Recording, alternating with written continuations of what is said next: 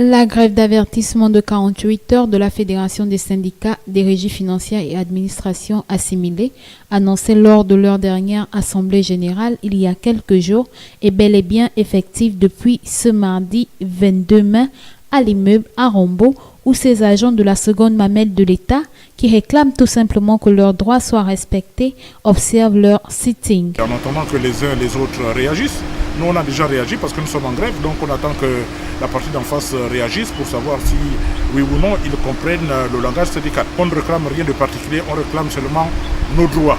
Et nos droits passent par le fait que nous sommes en commission, une commission qui avait été mandatée par la présidence de la République, dont on veut l'application complète de principes qu'on a arrêtés ensemble que les membres du gouvernement. Et pour ce faire, on n'attend plus que d'eux, ils nous prennent un texte juridique pour passer à l'application des 15 principes que nous avons arrêtés durant les travaux de la commission. La FECIREFA, qui ne trouverait plus de plaisir à forcer la main des dirigeants pour percevoir leurs primes, rejette désormais les arrêtés et sollicite des décrets présidentiels à la place de ces arrêtés qui sont inférieurs aux décrets. On veut que les choses se passent automatiquement parce que les textes auront dit que si au 25 du mois, les primes doivent passer, que le 25 du mois passe. Si on dit que tous les 10 du mois, les arriérés doivent passer, que ça soit appliqué conformément au texte en vigueur. Et en passant, on ne veut plus entendre parler des arrêtés.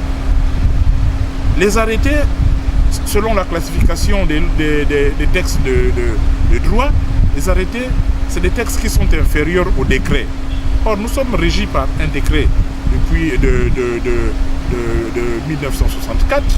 On veut qu'un décret soit pris parce que nous sommes baladés au jour d'aujourd'hui, tout simplement parce que les dirigeants marchent sur les arrêtés et fait de nous faire croire qu'il n'y a pas d'arrêté. Ok, nous on emboîte le pas pour dire qu'il est question de décrets que le président prendrait et non des arrêtés qu'une commission interministérielle prendrait ou encore moins le Premier ministre prendrait.